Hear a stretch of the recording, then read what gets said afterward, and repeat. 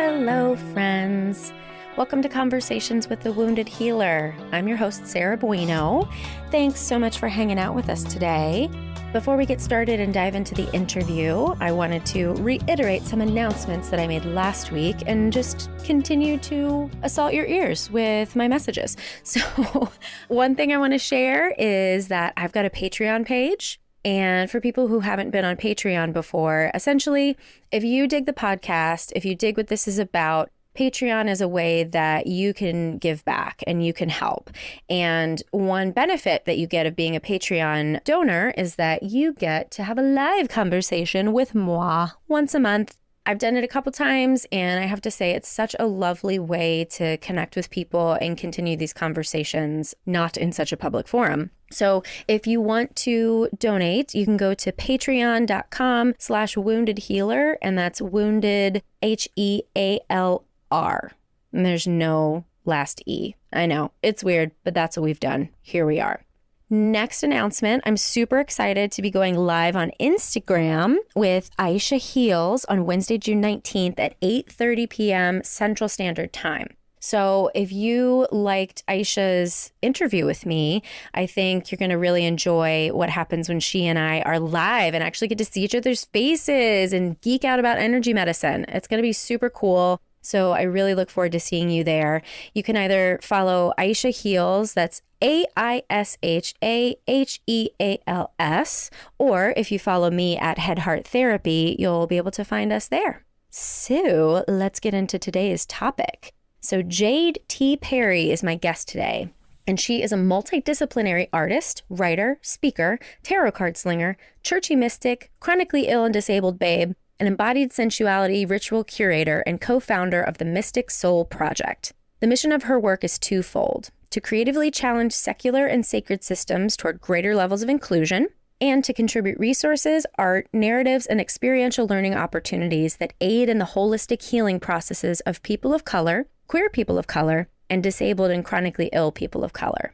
I really enjoyed my conversation with Jade, and I think she's doing some pretty cool stuff in the world. So make sure that if you dig the conversation that we have, that you check her out. We've got all of her social media and websites and ways to contact her on our page. So please enjoy my interview with Jade T. Perry. Hello, Jade Perry. Welcome to Conversations with a Wounded Healer. Thank you for having me. OMG, thank you for agreeing to be had. Is that how it is? I don't know. So I found you. I just always like to kind of give the listeners the little overview of where people came from in my sphere. And you're friends with Michelle, right? You don't just work with her, you're friends with her?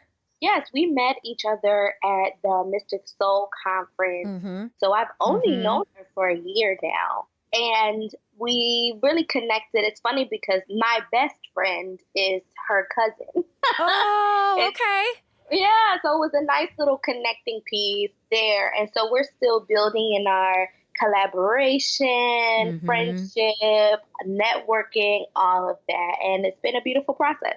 Yeah, that's so cool. Her podcast interview, I told her at the time that we're recording this right now, it's the beginning of April, and her podcast came out a month ago, and she's already number 9 on the top of my most listened to interviews. I'm like, girl, that was fantastic. I love it. Yeah.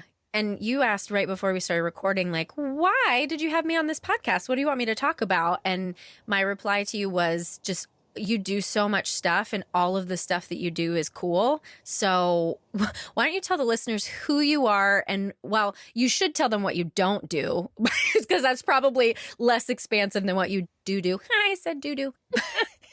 But anyway, Jade, if you wouldn't mind telling people who you are and what you do, and whatever that looks like is beautiful to me.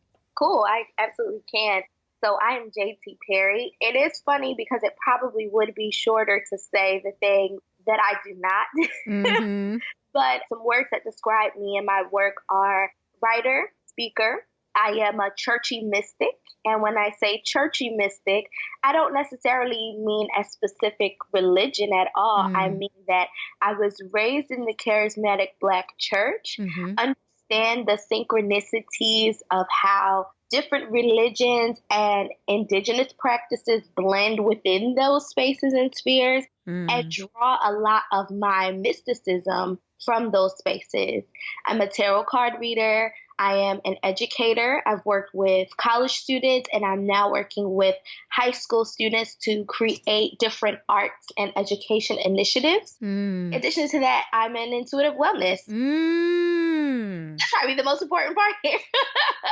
And I am a tarot card reader, a Reiki healer. Yes. Yes. And so the mission of my work overall is to, number one, provide queer POC, people of color, with tools, collaborative dreaming, and safe spaces, containers to really be who they are and to tune into their own intuition and intuitive wellness. It's also a part of my mission to encourage both sacred and secular spaces to be not just inclusive, right, but celebratory and centering of the people that have had a history of marginalizing. And so that's me. That's what I do. Aside from my work, I am a mother of 2 cats. Oh. And they are completely awesome. Oh, that's fantastic. I definitely want to talk about the Mystic Soul Conference. Yes. But before we get there, I'd love to kind of have you rewind and essentially tell us how you got to be all of these amazing, exciting things. I'm so impressed. Like, people are getting it these days. I feel like we all have 800 job titles and are slaying. And I love watching other humans do that. So how the fuck did you get here? Yes. Okay. It's funny because we talked about Mystic Soul, but I had never said that I was a co-founder of Mystic Soul. So, there's Mystic Soul Project is a 501c3 organization that centers people of color in mysticism, activism, and healing. And we are queer and trans celebratory. So let's see, how did I get here? It's funny because the first thing that I was ever trained in, hardcore training, was the creative and performing arts. Oh, okay. Yes, so my background is in theater, creative writing, and communication arts. And those things have really buoyed me through the entirety of my career and my intuitive wellness practice, because it's more of an intuitive artistic practice that I offer. And so it's funny because I remember back in the way back when I was in college, it was funny because I had an advisor who was saying, you know, you want to do all of these very different and very cool things, but I just don't know if you can do it all. And you're like, watch me, bitch. I took it as a personal challenge. Yeah. Not even to prove them wrong, but to live to the fullness of myself. And to live to the fullness of my mission. Yes. And that these were things that I could do with the savvy and collaborative dreaming of my community and of my ancestors and of my guides. And so I left that space, graduated, got a master's of education, particularly working with identity development for adults. So that's kind of the second part of where the work got deeper, right? Because I was at all these parts of how are people crafting, creating, being born into, evolving their identities, both personally and socio-culturally. I started getting into the pieces of mysticism because I have really always been a churchy mystic. It's just that now I have language for that. Yeah. Say more about that. So I told you I was trained in the arts. So I began a digital storytelling and writing process around my own biomythology and my own way of understanding that my family, my familial legacy and ancestry, they were church-going people, right? But then they had these other practices, the side of working with herbs and working with roots, all of these different things. And so I really wanted to show how that came about in my life. And then on the other side of my ancestral lineage, there is talk of one of my great-great-great grandmothers being an intuitive healer in Florida. Wow. And so for me, it was really just a reclaiming, Yeah. remembering. But then I started to have some light bulb moments, right? Of seeing myself and seeing that work in the larger stream of the lineage of Black and Brown people using indigenous mysticism and using indigenous practices to really cope with all of the social cultural traumas, dramas, and systemic oppressions that we've had to face. And so that is how, through my writing process, through my dreaming process, through my reading process, and through kind of curating my own personal intuitive wellness, which included reading tarot and being attuned to Reiki. Through all those things, I met Teresa. And Teresa is the co-founder of Mystic Soul and is the executive director. And I met Ra, who is also a co-founder. So we just began talking about our lineage, talking about POC lineage and mysticism.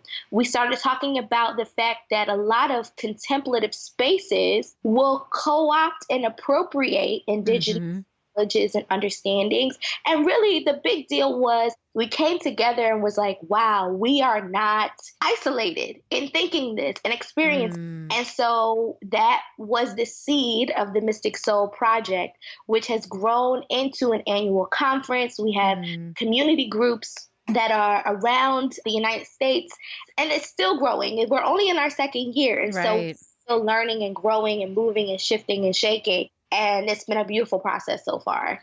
Yeah. And the conference is in Chicago in June, right?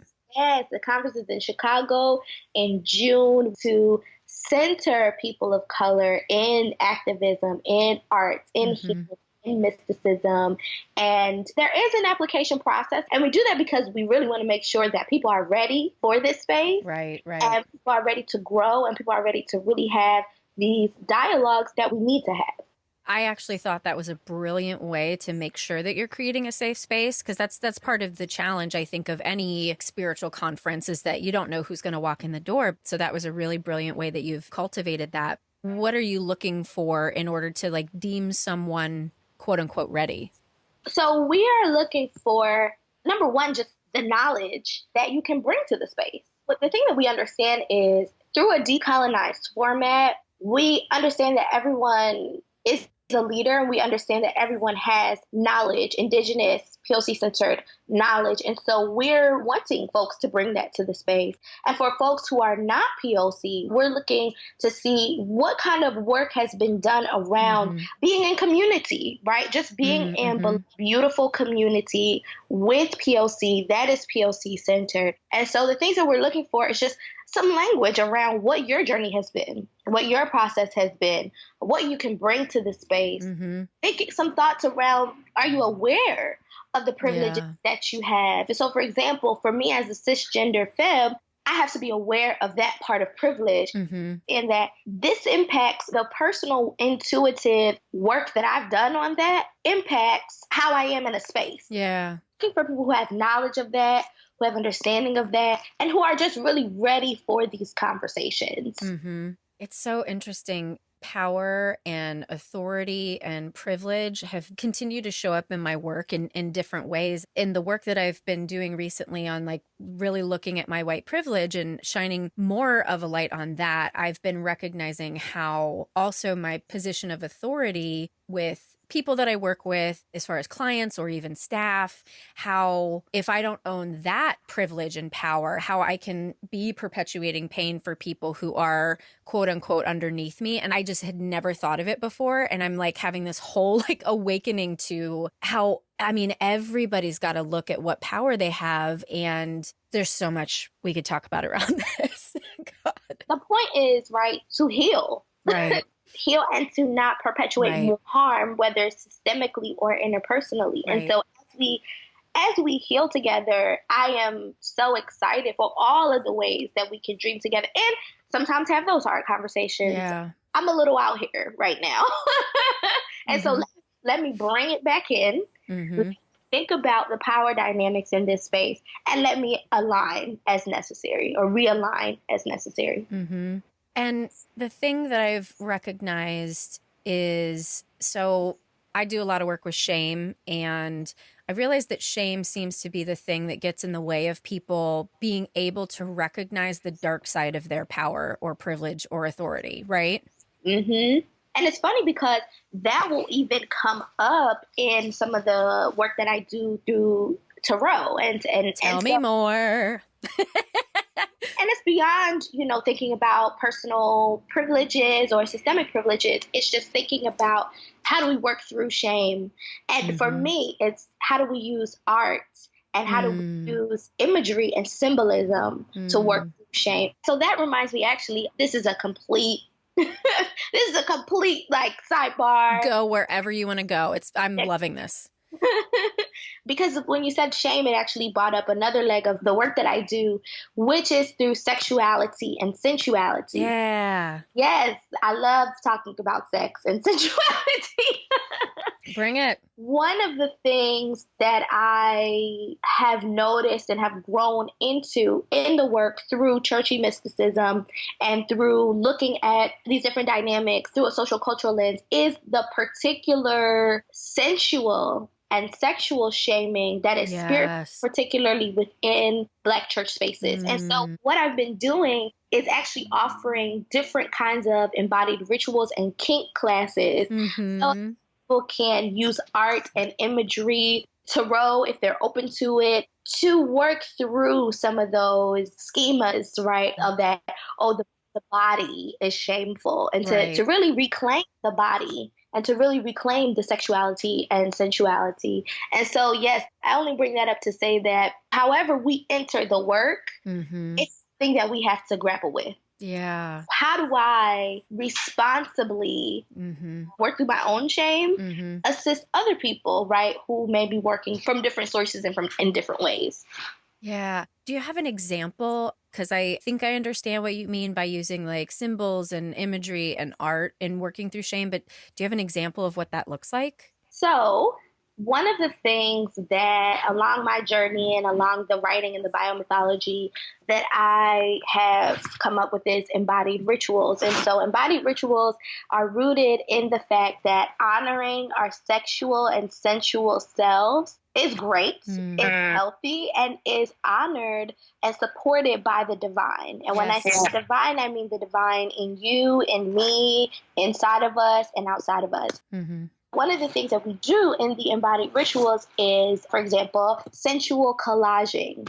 So creating images that talk about our sensual and sexual energies, particular to POC doing this work, because we have to deal with the additional shaming and internalized depression about our bodies, about sensuality, of either being hypersexualized or completely invisibilized and repressed and living in between those poles, right? And so we take a second to look at images, choose images, curate images that help us speak to our true selves, our true sensual and sexual selves. And that's going to be different for every person. And then what we do is we use those images through collaging on paper, on cardstock, but also through candle dressing. So using altar candles. Oh. Yeah, so that you can light those things and really just have a place of remembrance, literally like remembering. Yeah, I love that. That reminded me, I think it was yesterday, I saw a post that Rachel Cargill put on Instagram, and there was a child's hand-drawn portrait of themselves, and it was a Black girl, but she drew herself as white. And then she had this whole narrative about how when little girls or children, Black children, would draw themselves as white, like what that essentially means. And part of it is like this idea that Black is ugly, and I don't even like see myself represented, and just all of these hosts of internalizations from the ways that Black people are portrayed or not portrayed in the culture. Yes. And so it's important to have imagery and to create art, right? Yeah. A lot of what happens, and I realized this maybe, I want to say about 6 years ago, when I was working within a system that was POC centered, and we were trying to figure out, okay, what is our true mission here? And how do we want to best serve ourselves, our colleagues, our people? And of course, everybody's idea of that's going to be very, very different. But one of the things that I came to on a personal level is that I didn't want to get stuck in a feedback loop, right? Of saying, hey, we exist, we're worthy, we're honored, and it just being there. I want to do that and create art for us and create storytelling and narratives and collaborative dreaming for us so that future generations can have something to look and say, okay, this is archival of that time in history. And so I think when you're working through POC centered, intuitive healing, justice work, mysticism, a part of that is going to be talking back to dominant culture and saying, we are here and stop oppressing us. Yeah. And these are the ways that you can do that, right? However, I think that we have to find ways to do that and create art, storytelling, narratives, intuitive healing, getting back to those indigenous roots so that we can sustain ourselves, so that we remember that there is a culture, there is indigeneity, there are subcultures that are there and worthy and within the community on their own regard. And so those are things that I think to this day I'm still living through, working my way through, and in conversation with people about how do we do those things at the time if we can. Right. I mean, that's what Michelle and I ended up talking a lot about is how to take care of yourself to sustain this work that must be done. Yes. And it's so important to do. It's so important to do because these systems and structures, so for myself as a Black, queer, disabled femme, these systems and structures are not set up for my success or to take care of me. So how do I advocate for that and also have some practices that I can pull upon? Also honoring my ancestors' work that they've done that I can pull upon in order to continue to be renewed and refreshed for this work. Because the reality is burnout is real. Yes, it is. Yes, it is. And I think aside from all of the like really cool, sexy, amazing, mystical things, right, that we do and that I do, you have to figure out, okay, well, what do we do with burnout? Yeah. Refueling yourself, knowing that you're speaking into some very real and very storied historical systems and structures. Absolutely. I'd love to ask you about the disabled piece because I've seen you post some really thought-provoking posts on Instagram about that. And I can't remember exactly what it was, but you said we're disabled, not differently abled. Can you talk about that? Yes. Okay, here's my general thought on language because, again, I was trained in theater and creative writing. My thought on language is if the language pertains to a community, but it is not actual community language, then we have to really think about, well, why was this made and where did this come from? Differently able did not come from disability justice communities. And for me, when we think about differently abled, it is a way for people to kind of skip over acknowledging the actual word disabled. So we are like colorblind, essentially. Yeah, I getcha.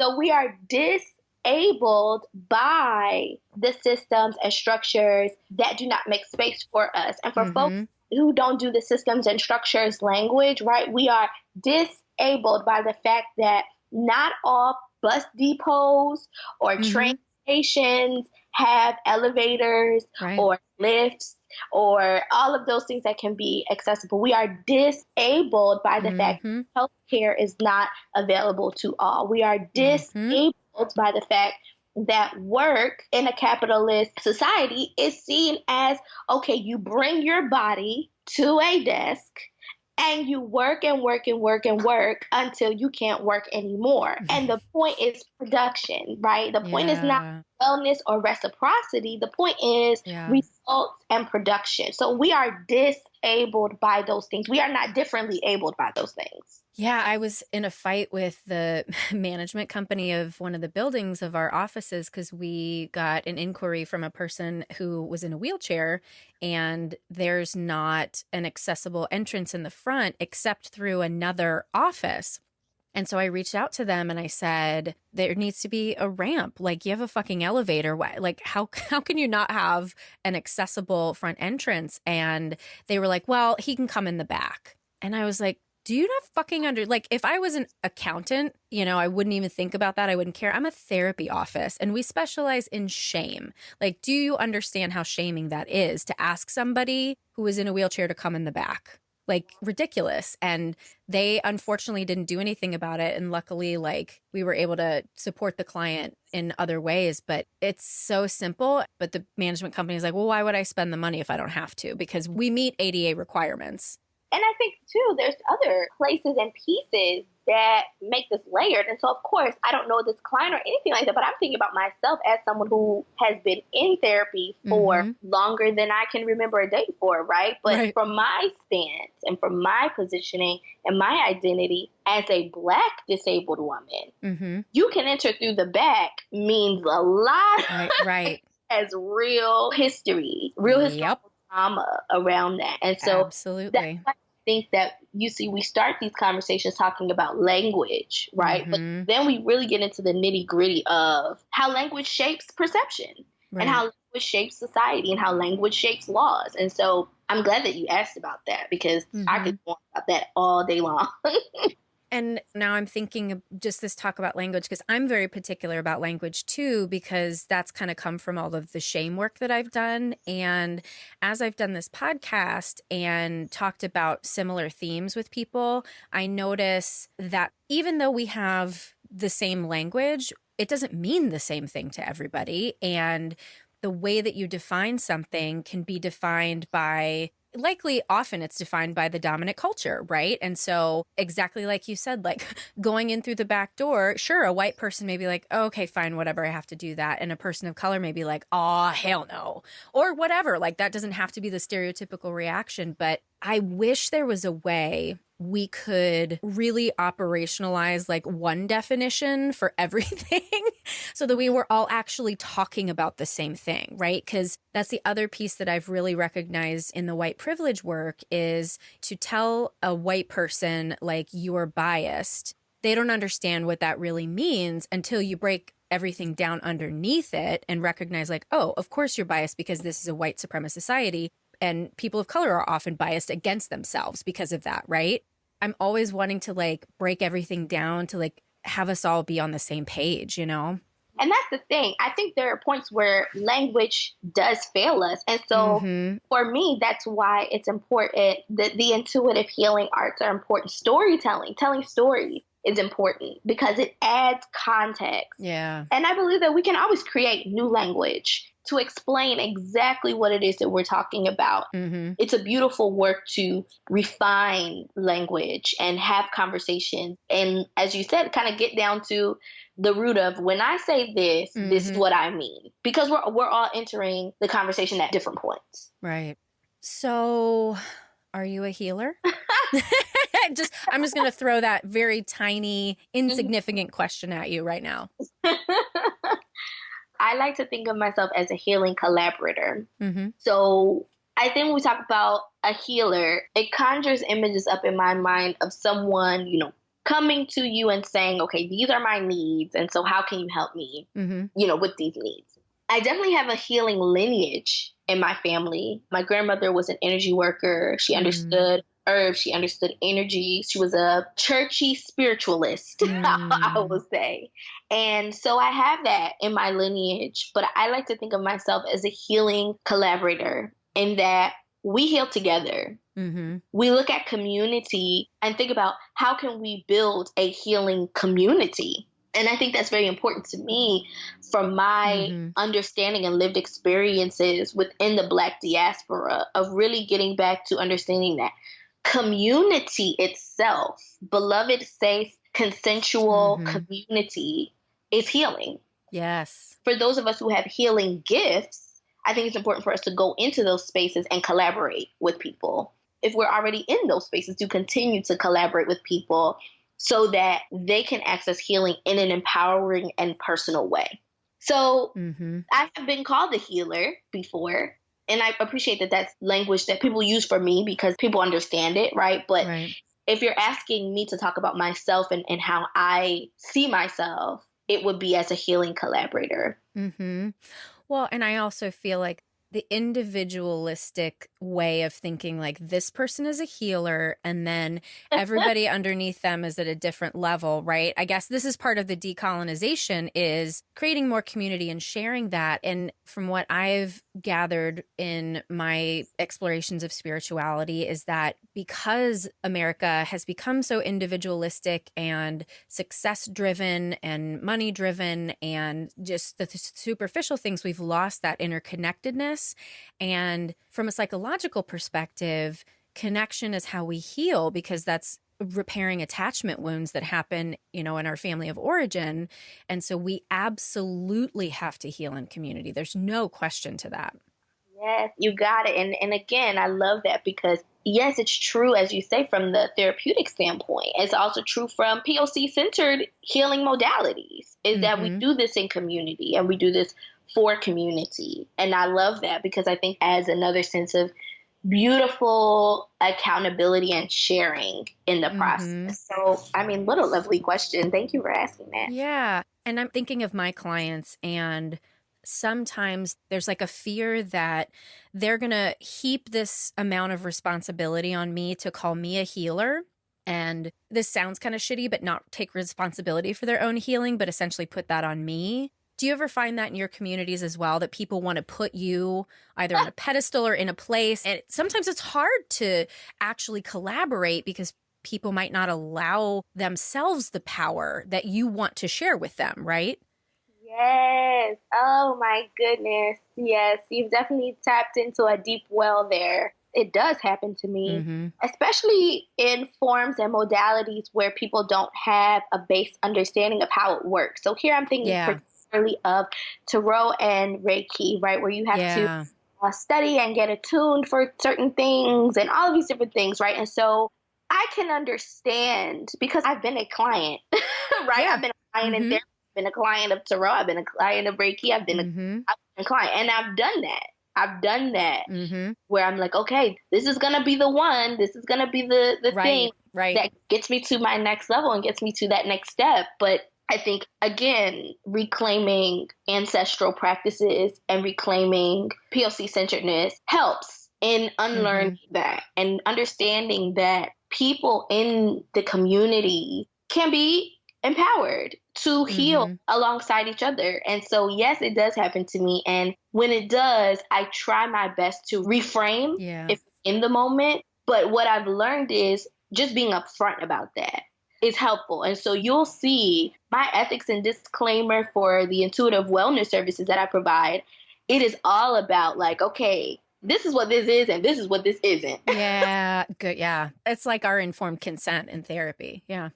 Exactly. So that people are clear and aware of the dynamic that they're walking into and are clear and aware of the joy of being able to make decisions about your own intuitive health, wellness, journey, and life. Yeah. And it's a while, I think, for people to unlearn powerlessness as it pertains to their personal situations. And so I think, again, it requires patience, but I think it also requires people who are in helping professions of all kinds, of all sorts, to be clear about here's where I am, here's what the boundaries are, right? And here's how we can work together and collaborate together. This is also making me think about our healthcare system and the way that the medical model works. It's all hierarchy. I've worked with plenty of doctors and nurses and people who work in a really structured medical hierarchy and how impossible it is. Actually, literally yesterday, I had a conversation with a former staff person of mine, and she said, I had a client who I told the doctors this person needed to continue to be hospitalized, and they sent the person out, and then the person killed themselves. And she's like, I knew it, and I did everything I could to tell them. And she's so angry at the doctors for not listening. And she's like, what did I do wrong? And I'm like, honey, you didn't do anything wrong. They didn't respect you. Like, there's literally nothing you could have done. You said everything you could say. She did absolutely everything. And That's not collaborative care. That's not patient-centered care. I mean, the social workers, of course, know the fucking patients better than the doctors do. The doctors spend maybe 15 minutes at a time with a patient. It was just heartbreaking. Right. Okay, so here's where the plot thickens for me. Oh, please, please. I am the child of a medical practitioner. Oh, so you really know the inner workings. Yes, Oof. I am the disabled, chronically ill child. Wow. And I love life's irony in that. And so I know because, I grew up with someone that was in that system, that is in that system, and that has a very hard time with the hierarchies that are in place. Yeah. She's a PA. She's a physician's assistant. Her specialty is working with veterans who are detoxing from substance abuse. And so she spends a lot of time with these people. Yeah. However, the structures and the powers that be don't always allow for that collaborative care, don't always allow for things beyond. Here's the prescription, this is where you pick it up. Exactly. And all of those things. And there's definitely like a burdening of practitioners. Yes. And so the burnout culture is really, really real. And that is where I think disability justice activists, artists, and healers really, really, really have something to say. And I think sometimes I'm like screaming into a void. I know. People like, listen, you may be able-bodied now, but again, this is a very easy community to get into. Disability justice activists, artists, healers, all of these things, we're here and we're saying this system, it's not efficient, it's not effective, it's disempowering. It's kind of like being on the other side of a mountain, being like, listen, it gets real steep and real slippery as you try to navigate these things. And so I really, really do have this desire for people who are non-disabled to really listen to people who are disabled and chronically ill about the spaces that we can and cannot enter, about the healthcare that we receive. Because the reality is, again, you're non-disabled until you're not. And so it makes sense, right? As we prioritize those who are most vulnerable, we really are prioritizing ourselves, and we really are prioritizing the future. So speaking of disabilities, how do you feel about the term wounded healer? Oh, wow. Another very light and airy question. How does Jade T feel about that term? I think for me, it allows a lot of space because of the fact that I am disabled. I do deal with chronic pain and I do deal with chronic illness. And so while I don't necessarily see it as wounding, that the language of understanding pain and getting to know pain compassionately and being in a compassionate relationship with your body is something that I resonate with. I think the term wounded healer, I think it works in some instances, but it's not going to work in all instances. And so I think we need variations of that term. Again, this is where we come up with creating new language. Right. What would it look like to acknowledge, just simply acknowledge the fact that our bodies, they change. We are living organisms.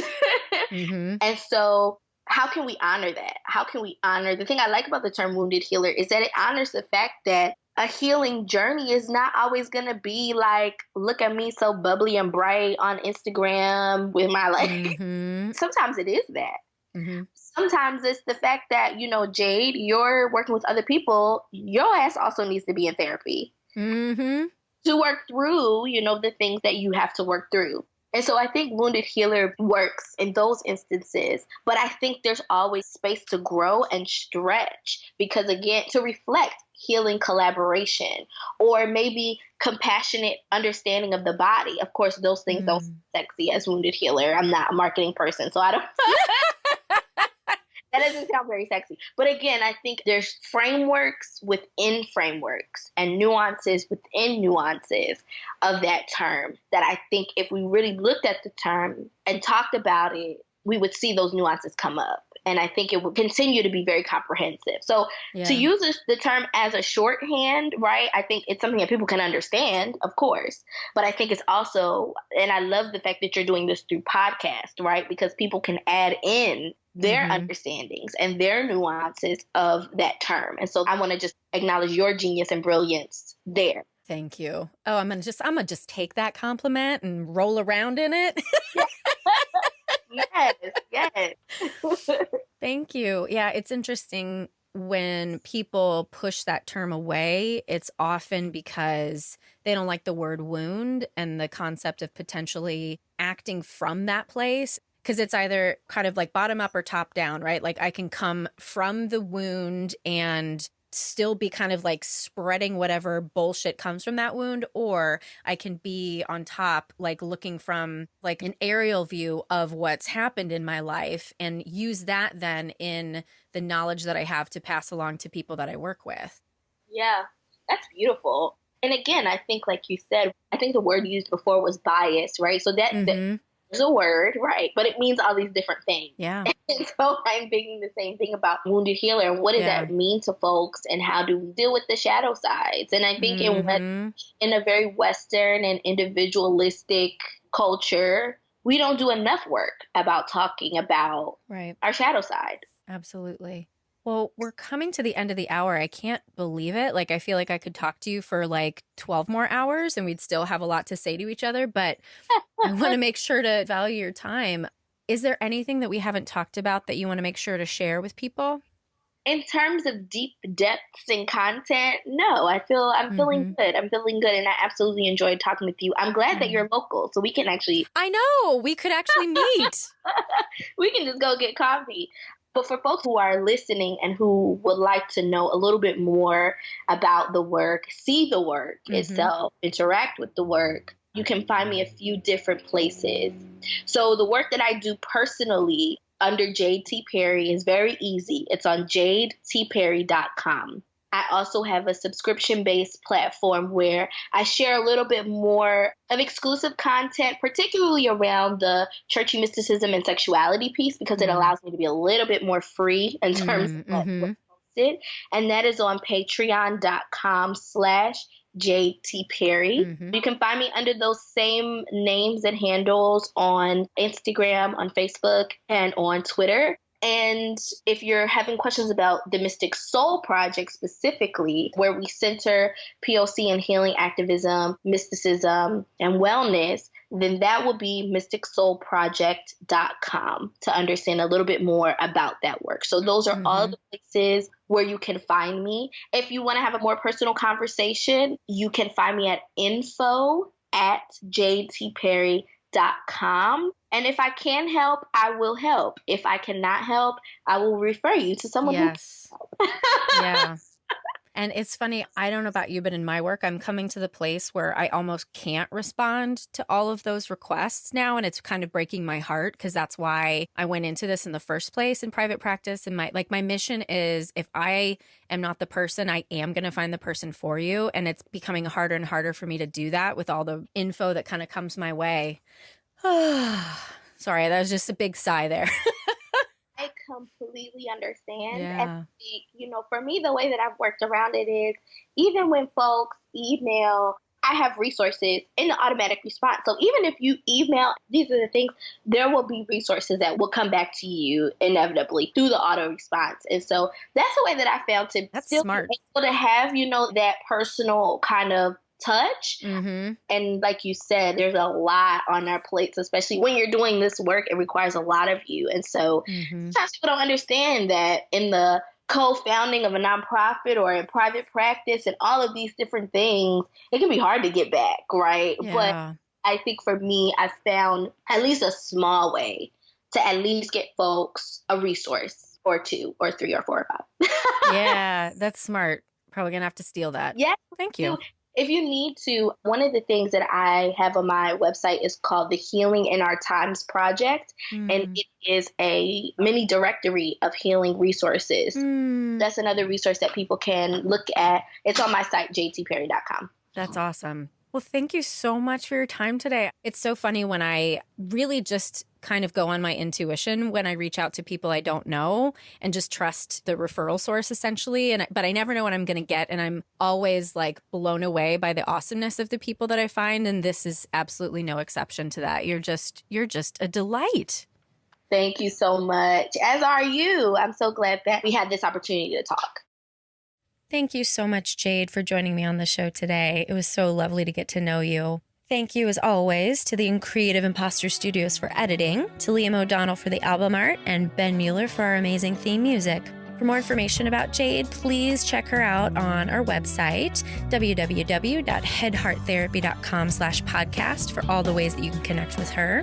And as always, please share the podcast. Tell your friends, tell your neighbors, tell your dog. Well, I mean, if you tell your dog, he's probably not going to listen, but you can tell him anyway. Thanks again for listening, guys. Have a great day. Till next time.